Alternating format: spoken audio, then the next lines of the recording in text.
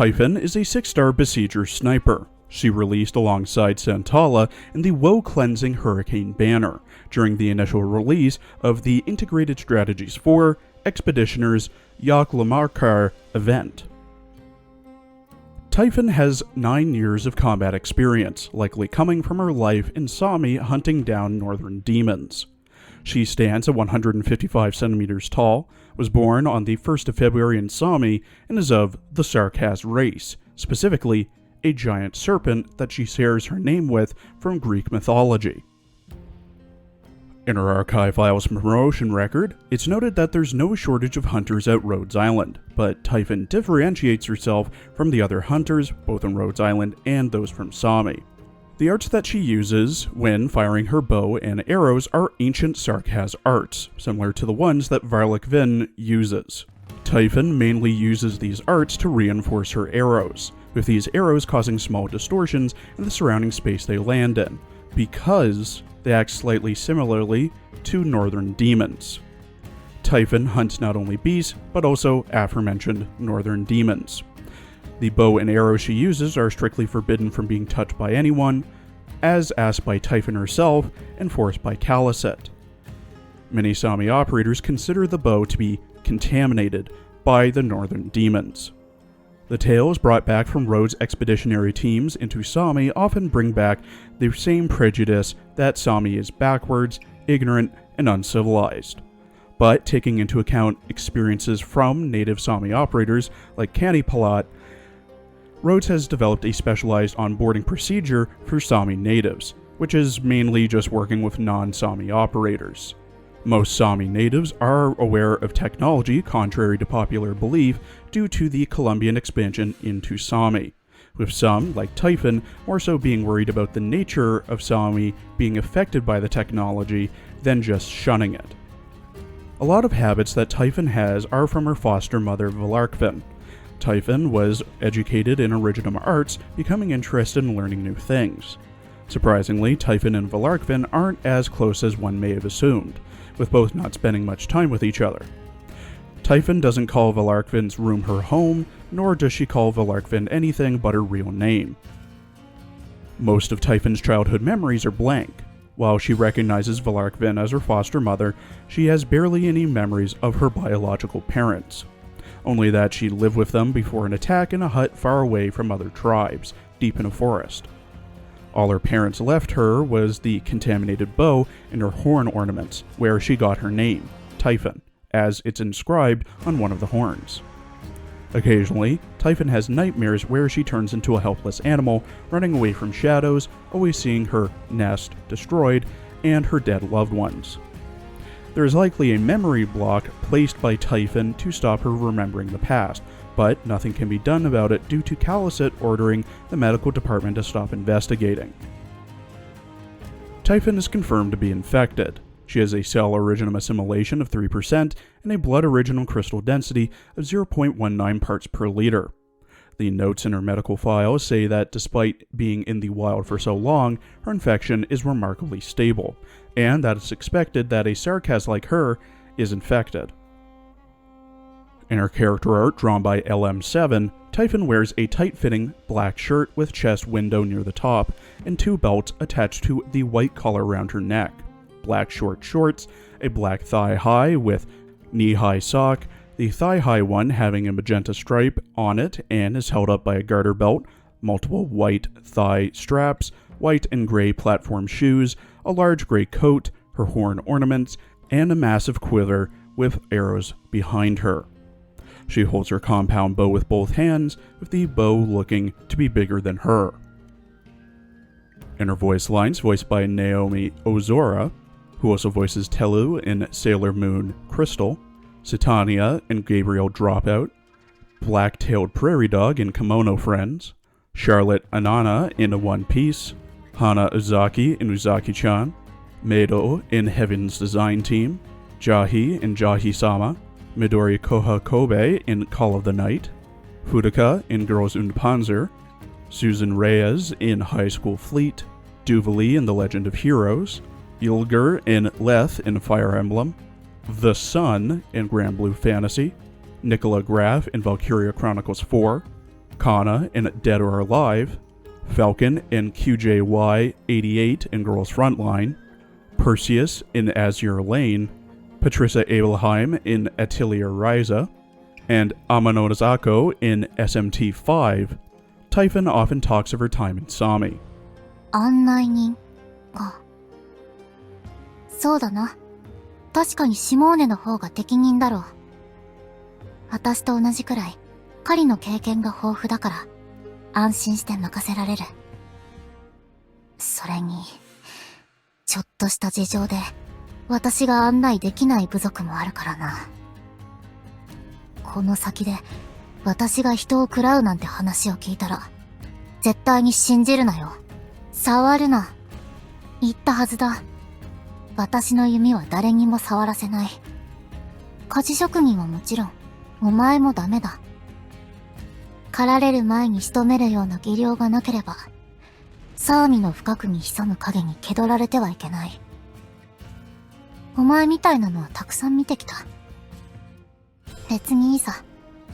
私が何度でも言い聞かせてやるからな。以前の調査隊の記録を確認するといい。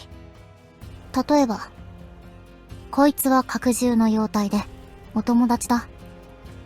あとこういう雪はアーツでしか制御できない。もし遭遇したら私を呼ぶんだ。そうだ、写真の下にメモを残すとわかりやすい。お前賢いな。なんだその顔は。私が電子機器を使えるのがそんなにおかしいか。お前たちは本当にマゼランと同じように変わってるな。そうやって無理やり異なった断りを当てはめてこの地を理解しようとする。ま、その賢明さがあればいつかは真のサーミの姿が夢に出てくるかもしれないな。今のお前たちじゃ無理だろうけど。はぁ、まったく心配だな。ともかく、協力関係を結ぶというなら、私の言うことはちゃんと聞いてもらうぞ。そのナビ用の機器は置いていけ。体力仕事は、お前にとっては専門外だろう。背負ったまま歩いたら、きっとすぐに疲れてしまう。案内は、私に任せておけ。昔はよく、アルゲスとこうやって歩いたものだ。あの人はいつも、苦境や死地も運命の導きだとかつぶやいてたけど、後になって気づいたんだ。風の音や木の枝に沿って進めば、おのずと行きたい場所にたどり着けるんだって。岩窟の地べたで寝たことはないのか？藤の鶴の上は。一度は試してみた方がいいぞ。私なんて、サーミの鼓動が聞こえてこないと、熟睡もできない。というより、異常を察知したら、すぐに対応できる身構えでもしていないと、安心して眠れないだろう。ああ、確かによく悪夢を見るが、それがどうかしたのか？ At E2 level 90 with max trust, potential, and module, Typhon has 1,912 HP, 1,279 attack, 113 defense, 0 resistance, a 66-second redeploy time, 22 DP cost, and has an attack speed of 2.4 seconds. She has the standard range of a besieger sniper. At max trust, she gets plus 110 attack. At max pot, she gets minus 2 DP, minus 4 seconds to redeploy, plus 34 attack, and a buff to her second talent. Her first talent, at E2, Sharp as a Beast's Fang, has continuous attacks gradually ignore increasing amounts of the target's defense, up to a maximum of 50% of the target's defense ignored. Each attack increases the defense ignored by plus 10%. This bonus is lost if no attacks are made within 8 seconds. Her second talent, at E2 Pot 4, Heavy as the Swamp's Mire, when Typhon damages an enemy for the first time while a skill is active, her attack increases to 170%, and she slows the target for 3 seconds. Typhon has 2 base skills, with one being unlocked at E2. Her first base skill, Icefield Navigation, when Typhon is assigned to the reception room, plus 10% clue search speed. When assigned with another Sammy Op, plus 5% more clue search speed, but plus 0.5 morale consumed per hour. Her second base skill, Combat Techniques Besieger, is unlocked at E2, and when Typhon is a trainer in the training room, plus 30% Sniper Mastery Speed. If the trainee is a Besieger Sniper, plus 45% Mastery Speed on top of the plus 30% for a total of plus 75% Mastery Speed. Typhon's first skill, Swift Strike Gamma, gains SP over time and is manually triggered, lasting for 35 seconds at all levels. Level 7 starts with 10 SP and needs 39 SP to proc, while M3 starts with 15 and needs 35. At level 7, Typhon gets plus 34% attack and plus 35 attack speed. At M3, she gains plus 45% attack and plus 45 attack speed. Her second skill, Order of the Icefield, gains SP over time and is manually triggered, lasting 20 seconds on the first proc, and has unlimited duration on the second proc. Level 7 starts with 40 SP and needs 51 SP to proc, while M3 starts with 42 and needs 50. At level 7, Typhon gets plus 45% attack, and each attack fires 2 arrows that prioritize different targets. Each arrow has a 40% chance of stunning a target for 1 second. At M3, it's plus 50% attack. Her third skill, Eternal Hunt, gains SP over time and is manually triggered. All levels start with 25 SP, with level 7 needing 43 SP to proc and having a toggleable 8 ammo, while M3 needs 40 and has a toggleable 10 ammo. At level 7, Typhon immediately marks a target within her range. Her attack speed is lowered to 3.1 seconds, and attacks become a hail of arrows aimed at the marked target. The hail of arrows will randomly strike enemies around the target, dealing 5 hits of 160% attack as physical damage and stunning targets for 0.4 seconds. What's not noted is that the mark does not move after the target is killed, meaning that any enemies that walk towards the mark will get shot at, but Typhon will not retarget. At M3, it's 5 hits of 175% attack as physical damage. Typhon has an SIE-X module named Amadikishu, which increases Typhon's attack to 115% when she attacks a weight 3 or greater enemy. At module level 3, Amadikishu buffs sharp as a beast's fang, making it so that Typhon ignores up to 60% of a target's defense, losing the bonus if no attacks are made within 10 seconds. She also gets plus 210 HP and plus 90 attack.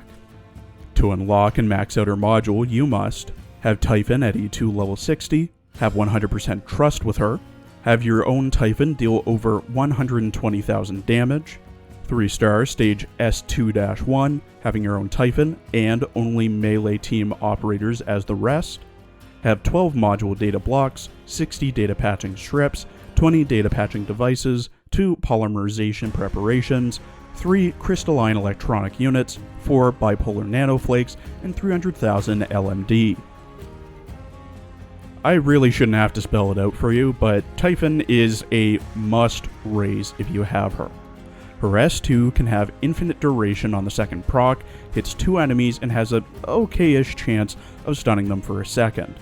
Her talents have her ignore defense and slow enemies, and the cherry on top is her S3, essentially the newest boss killer, with it hitting 50 times total at M3, dealing 175% of her attack and stunning the target for 0.4 seconds.